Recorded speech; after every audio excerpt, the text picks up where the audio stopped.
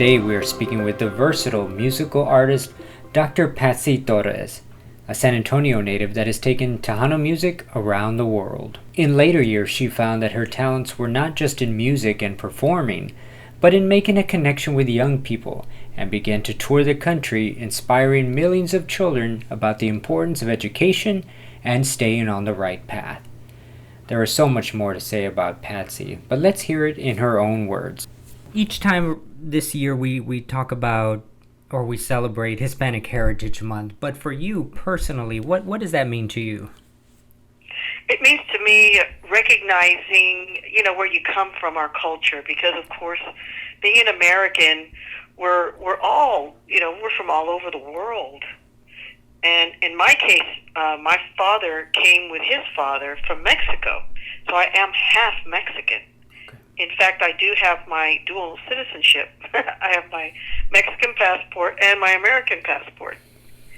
My mother was American, and she was German, English, Irish, Scotch, Jewish. Wow. So I'm proud of that side also, of course. But of course, with the last name Torres and with my olive skin, we're considered Latina Hispanic, of course. Right. I record Spanish music, Tejano music, which is actually Texas music. So it's a way of showing our culture. It's a Tex-Mex American. You can't get more Latino American than that, than our Tejano music, because it's our music. Kind of like country, to where it appeals to the whole family, all ages, all little children, they love cumbias. And you'll see the abuelita, which is a grandmother or grandfather, sitting there with a little 2-year-old on their lap, and the little 2-year-old is moving to the music just as much as the mother or grandfather.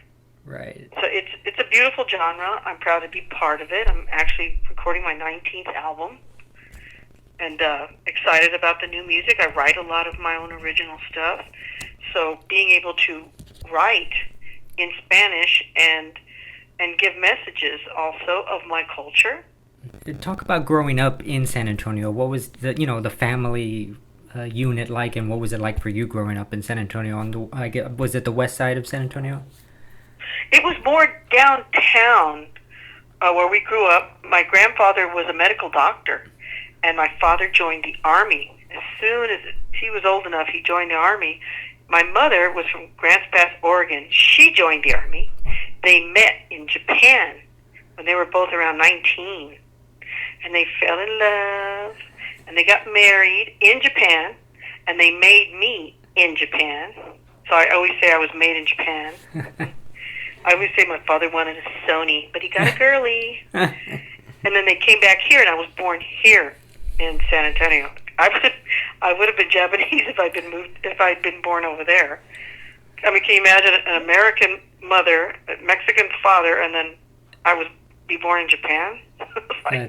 Too confusing. Yeah. So I was born here. I had a good childhood. I wasn't really aware of prejudice or anything until I got much older and started traveling in my 20s. Mm-hmm. Just, San Antonio was just so friendly and open. My father always spoke English because he wanted to perfect the English language. My mother stayed at home and took care of us. There was 5 of us. So I was the oldest of 5. Mm-hmm. So I was the big sister. We were just very athletic. I had a horse by the time I was 11 years old, so I had horses, riding and breaking them, and for most of all my childhood, I had horses. I still love horses. Yeah. So I was a really good rider.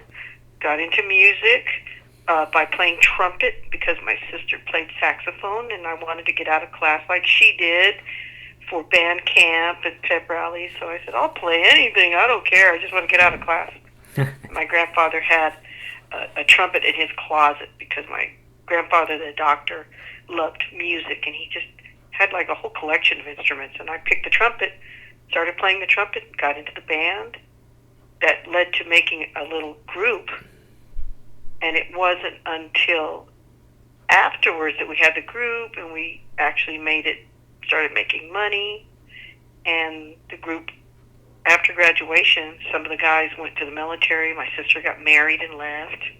new guys came in, older guys, decided they didn't need a brass section.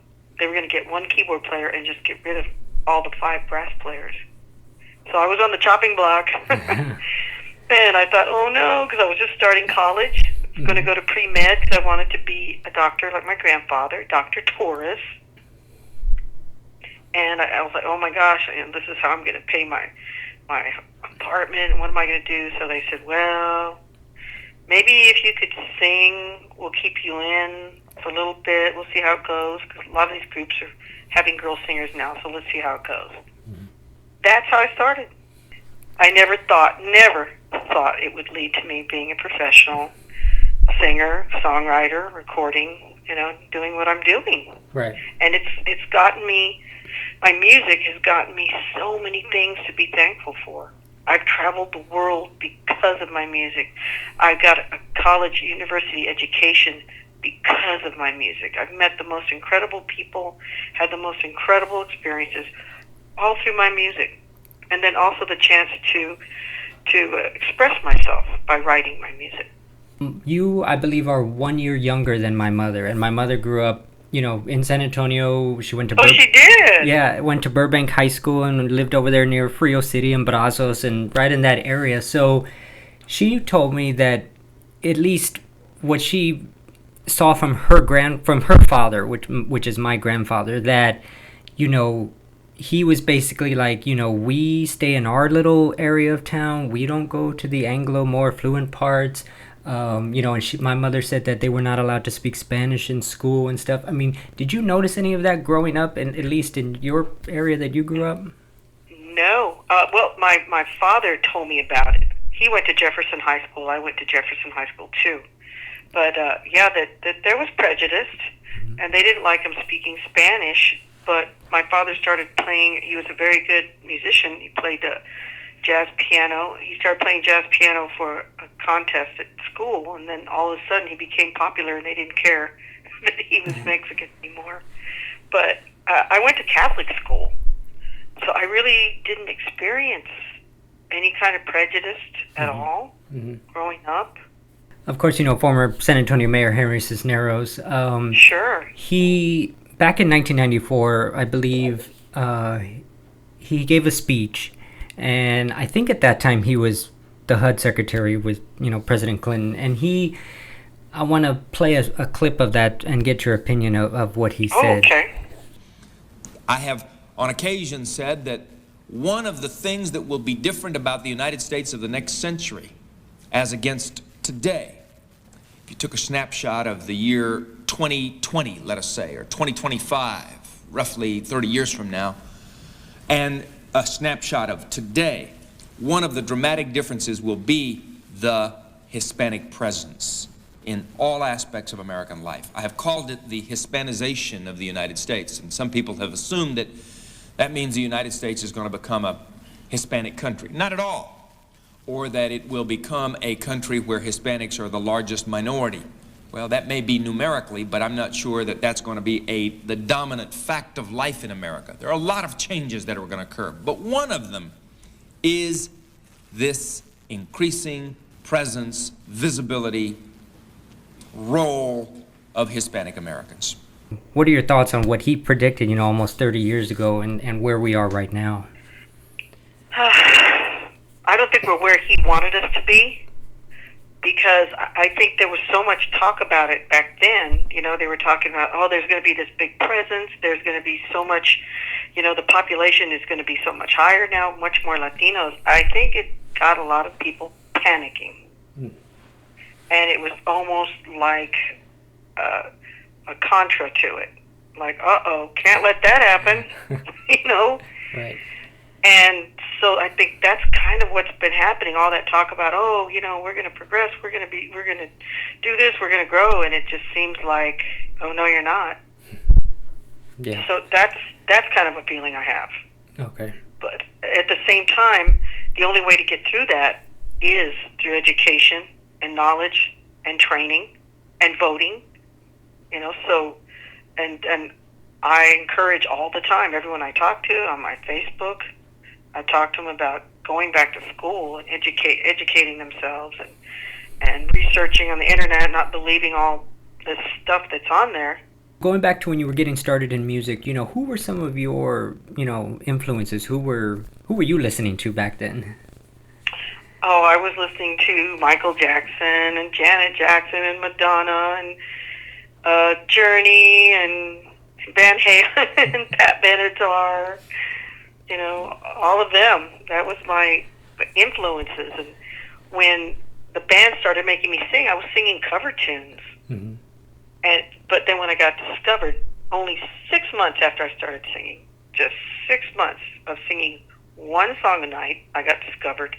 Next thing I know, they're putting me on a record, which back then was a record, mm-hmm. vinyl, right. 45. I'm like, oh my gosh, I'm not even a singer. I remember I was so scared. But I'm a trumpet player that's going to be a doctor. I'm not a singer. But I was like, okay, they pay for everything. And next thing I know, they're playing me on the radio. And I'm like, oh my gosh, I just couldn't believe I was going to do this. I just felt like, okay, well, they're starting to get endorsements and sponsorships. And, they're paying to hear me sing. I'm like, well, this will pay for college. So I had no idea how long it would actually last. Right. And was it an English song, or was it in Spanish, or? Well, the ones they made me record were Spanish okay. and Tejano, and that's what really introduced me to Tejano. Well, I knew Tejano before but I played Tejano on my trumpet. I never sang it. Mm-hmm. So I played Little Joe and Sonny and Augustine Remy, all that stuff. I played it on my trumpet because we were a cover band. Because we had a male singer. Uh-huh. I only sang one song a night, just to keep me in the band. And I would play my horn, and then the keyboard player would play like all the chords, and I'd play along with him. Because I'd rather play my horn than sing. Said, I'll sing, but I still let me do my horn. Was it that you didn't really see yourself as a singer, or you didn't feel that you were? No, not at all. Okay. The only reason I was in the band was to pay for my college, because I'd left home. I was on my own. I had a little apartment by San Antonio College. Uh-huh. I was paying my own bills, my food, everything, my books. And so after recording, that first song, and you got a record, how did it progress from there? It's so weird. It just kept going. A publicist, next thing I know, they're doing interviews with me. They're putting me on the radio. In fact, Henry Cisneros heard me on the radio talking about that I wanted to be a doctor, and I was going to college at the time and playing in the band. And he was doing the Texas War on Drugs. Say no to drugs. Say no to drugs. Mm-hmm. And they said, can you come and start speaking to the kids, like on career day? And I started doing that, and that's when I found I had a connection with speaking with kids and getting through to them, and that grew into a program I later made called the Positive Force Tour, where I toured high schools, not only just the whole state of Texas, but Arizona, New Mexico, Kansas, Idaho. I went all over the place, playing in high schools with my band, a whole production with dancers, skits, special effects, fog, pyrotechnics, everything. And actually just making a difference with the kids. Talking about gangs and drugs and peer pressure and AIDS, staying in school, prejudice, bullying, and faith. I wanted to be a pediatrician. That was my plan. That's what my grandfather wanted. Right. I wanted to be like him. Everybody loved him. He had healing hands. He was just so wonderful person. He made a difference. He healed people. All my life, he's the only doctor I ever had. Mm-hmm. He'd always make me well. I loved him so much. But the funny thing is, when I graduated with my degree, my science degree, and decided, okay, I can't do both anymore. It's too rough. Because I would finish a gig at 4:00 in the morning, and then I'd have a 7:30 a.m. inorganic chemistry class. Wow. I had a room. I a guy that sat next to me in class, he called me vulture eyes because I'd come in with bloodshot eyes. He would tease me. I don't remember him. He's a doctor now, by the way. Oh, wow. He is a medical doctor. And does part of you, looking back, I know you've had a, wonderful music career and you've done great things, working with kids and inspiring them, but does part of you still wish you had been a doctor? You know what? What happened was I was, at that time when I sat down with my grandfather when I graduated, because I knew if he told me, okay, Patsy, now you got your degree, you need to go on, it's time to get serious with the school. I was ready to just drop the music. But you know what he said? He said, Chiquitita, you have a God-given gift. He said, you make a difference. You do preventative medicine. You're like a doctor of the soul. You need to sing. Wow. I couldn't believe it. Yeah. He told me that because I was doing the work with the kids, and so I oh wow. So I just had that one science degree, and I went full force into this music, Mm-hmm. and I was doing great with the music. And at one point, I was playing at the Santa Rosa. I was doing a speech, and I sang for the kids and talked to them at the hospital, and these were cancer children. Mm-hmm. And I had them smiling and laughing and singing with me and everything. And I mean, they were all sick with cancer. So, and I talked like I am with you. I talked about my grandfather, and I had the regret in my voice, like, oh, I should have been here, So a doctor came up to me after my speech, and he said, Patsy, it's great what you just did. I said, oh, thank you. And, oh, you really touched the kids. I was, thank you. He goes, but I noticed regret when you were talking about your grandfather that, that you should have been a doctor. And I said, yes. So this was the doctor talking to me, and he said, let me tell you this. He goes, I've been a doctor for 25 years, and I do my best to help these children. What you just did now, and the smiles you put on their face and what you did, said, this is what you're supposed to do. And I was like, wow. Sometimes God sends people to tell us things, when we have that in our heart that we're not sure what we're supposed to be doing. Mm-hmm. But then to top it off, I get a call from the University of Incarnate Word, and they said, Patsy, can you come and do commercials for us? We can only pay you with semester hours, not with money. And I was like, yeah, sure. Hey, I'll go take some classes. Why not? Went and took a couple classes. Oh, I just loved it. My mind just absorbed it. I was like, oh, it just felt good to be learning and reading, Mm-hmm. and studying. And they said, hey, would you like to get a degree here? And I was like, really? He goes, we'll give you a scholarship. Just keep doing stuff for us. Wow. Just do these events and sing for us and represent us. I said, okay. So I got a master's in education from them, a scholarship. That's I mean, great. what a blessing is that? So I graduated with a 4.0, Wow. and they said, Patsy, we think you should go on for your PhD. I was like, what? They said, we'll give you a scholarship. Just keep doing what you're doing. I was like, oh my gosh. So Christopher, I went back, and I was about to finish my PhD when one of my classmates said, hey, how's it going to feel when they call you Dr. Torres? And I said, oh my gosh, God's making my dream come true. Right. I'm going to be a doctor, and I'm like a doctor of the soul. I'm using my gifts to give back and to serve and to heal and do preventative medicine like my grandfather said. And I'm Dr. Torres now. Right. Graduated. And it's just, that's the way God works. right. He knows our heart. Can you tell And He me knows how He wants to use us. exactly, and we don't always see it, at that moment. And No. sometimes it I takes. didn't see it. Yeah. It wasn't until that classmate told me that I went, it was just like in a second, it was this realization, and I just wanted to, glorify God, and like, oh my gosh. All that time I was studying, it didn't occur to me until she said that. Right. That's amazing. Yeah. In 1988, when SeaWorld opened, CBS had a nationwide, special that aired nationwide, and you Yeah. sang a song in it. I mean, was this your first like national exposure?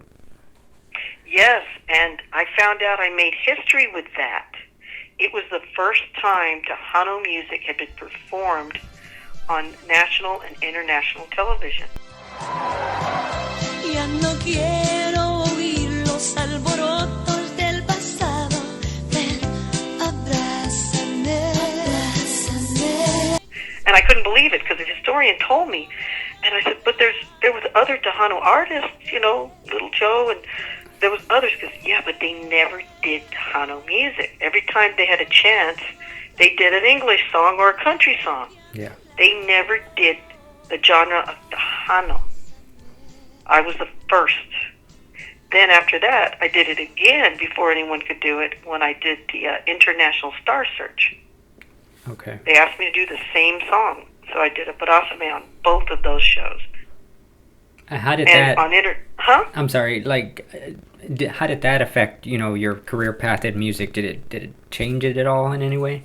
Well, after I did that second appearance, that's when I started doing my world touring and was able to go to Turkey and Spain and Greece and Italy and Germany and Turkey. What was it? Philippines, China. I mean, I've traveled all over, and it was all as a result of being seen.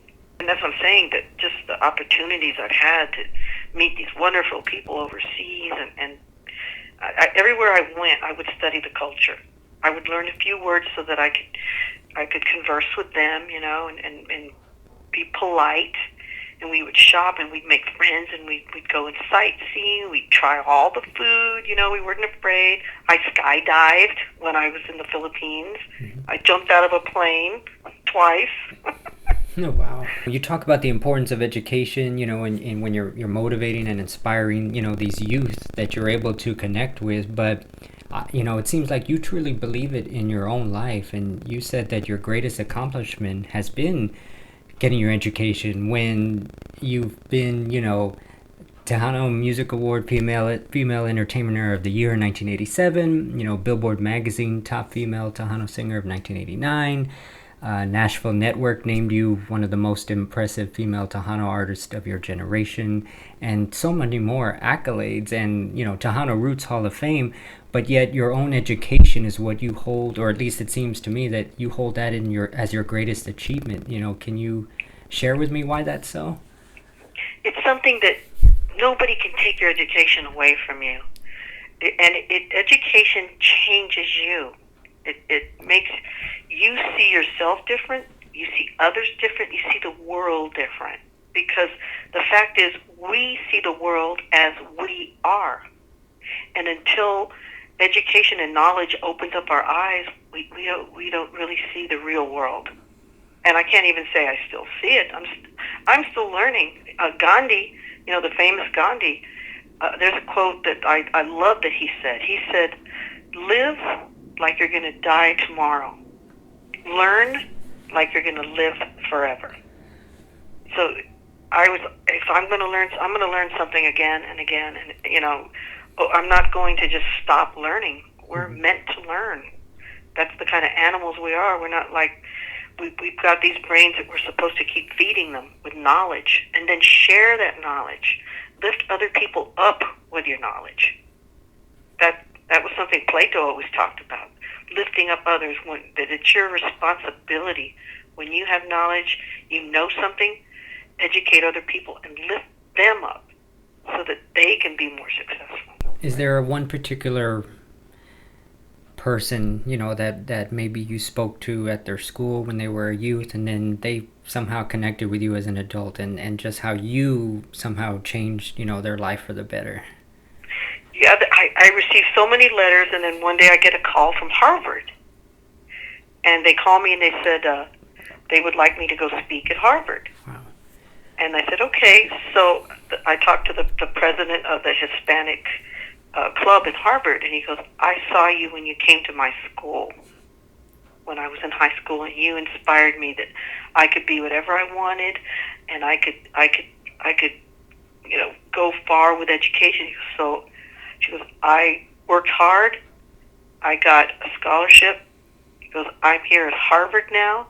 I'm the president of the first Hispanic club, and I want you to come and talk to my friends here like you talked to me back when I was in high school, and I want to thank you. And kids know, I mean, they know when someone's being genuine and being honest, and not just feeding them, be good kids, don't do drugs, You are so right. They always told me that they could see through everyone else. And that, in fact, I just last week I spoke. It had to be Zoom because they weren't allowed.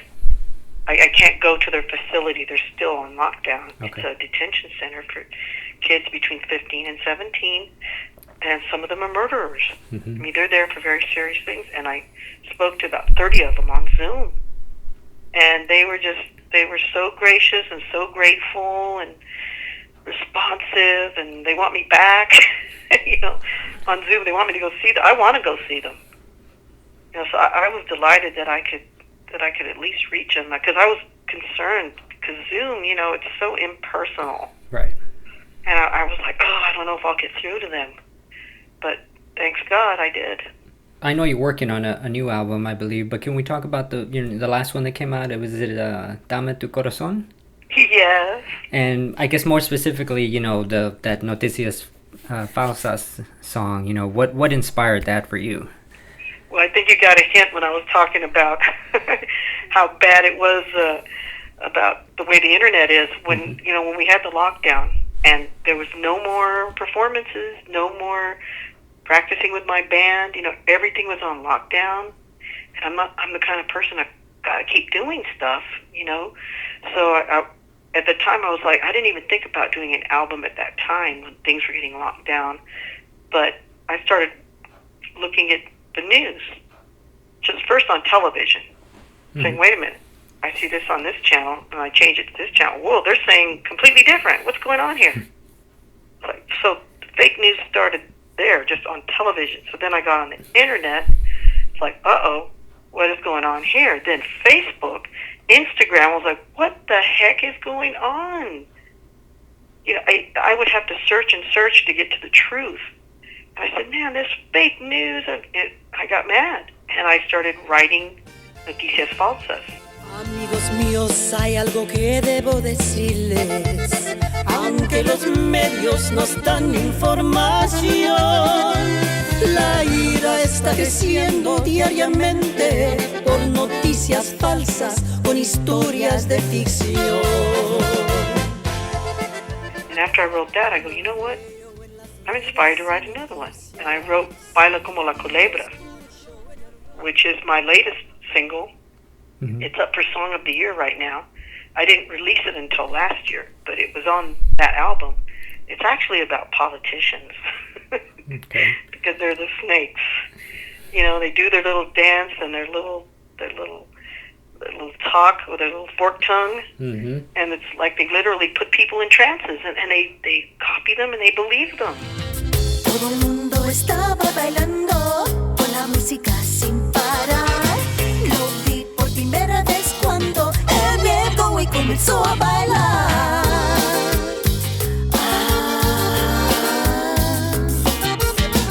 Empezó a mover su cuerpo al ritmo de esta cumbia caliente. Pasó sus caderas suelto y meneó como una serpiente. It's like a cult. So that's what Baila como la culebra. But then I made it a fun dance. And actually, I'm making a dance to it. It's going to be on TikTok in the next couple weeks, just for fun. But what actually prompted me to write it was that. So then I wrote Dame tu corazón, cumbia, and then I wrote a song about my father, Papacito Mío, and I said, wait a minute, I have enough to start writing an album. So I just, boom, I hit it and was able to finish the album in time. And that was the result of Dame tu corazón. And I did everything on it. I did the cover, I did the arrangement, I did everything on it. Tell me about the voting. How can people go and vote for you for the Tejano Music Award for this year? Well, I humbly ask for their votes. They just go to TejanoMusicAwards.com, and it'll direct you to, I think it's up in the corner, you click on it, and it says public voting. And you click on that, and they'll ask information because they want to make sure people aren't voting a bunch of times. They'll ask your name, your address, your email, and a phone number. And then once you do that, it lets you in, and then you can vote. And I'm on the very first category, Song of the Year, Baila Como la Culebra. All right. By Patsy Torres. Thank you so much. And, talking about, your heritage and where you come from, it's a very personal thing. So thank you so much for talking about it. Oh, yeah.